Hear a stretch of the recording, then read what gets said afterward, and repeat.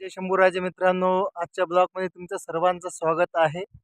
आजच्या ब्लॉगमध्ये हरभऱ्याच्या शेतीविषयी माहिती तुम्हाला सांगत आहोत. अ, आमच्या हरभऱ्याचा प्लॉट तुम्ही मागे बघू शकता. खूप चांगल्या पद्धतीनं वाढ वगैरे अळी एकही नाही आहे. हरभऱ्याच्या प्लॉटमध्ये फुलसुद्धा खूप आलेलं आहे आणि कारण एवढंच आहे की आम्ही एक वेळेस फवारणी झालेला आहे.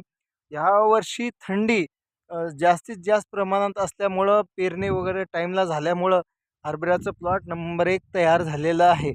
तुम्ही जर चांगल्या पद्धतीने नियोजन केलात, बुरशीनाशक, कीटकनाशक ते एक वेळेस चांगल्या पद्धतीने टाईम टू टाईम जर मारलात, तर चांगल्या पद्धतीनं तुमचा प्लॉट तयार होतो आणि उत्पन्नही चांगलं निघतो. तुम्ही काय करता नियोजन पण नसतं.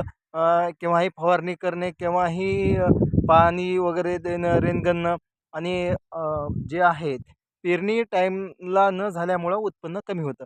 यावर्षी पाऊस जास्तीत जास्त प्रमाणात झाल्यामुळं थंडीही जास्तीत जास्त असल्यामुळं हरभऱ्याचं पीक जे आहे ते खूप चांगल्या पद्धतीनं आलेलं आहे.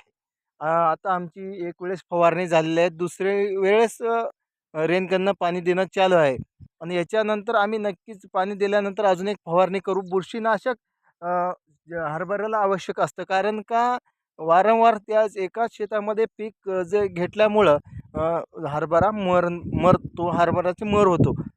कारण तुम्ही एक वेळेस सोयाबीन, दुसऱ्या वेळेस त्या शेतामध्ये सोयाबीन, तूर जर घेतलात, तर नक्कीच उत्पन्न वाढतं. एकच पीक वारंवार घेण्यानं त्याच्यामध्ये कुठेतरी मरण प्रमाण जास्त असतं आणि त्याच्यामुळं बुरशीनाशक वापरणं आवश्यक असतं.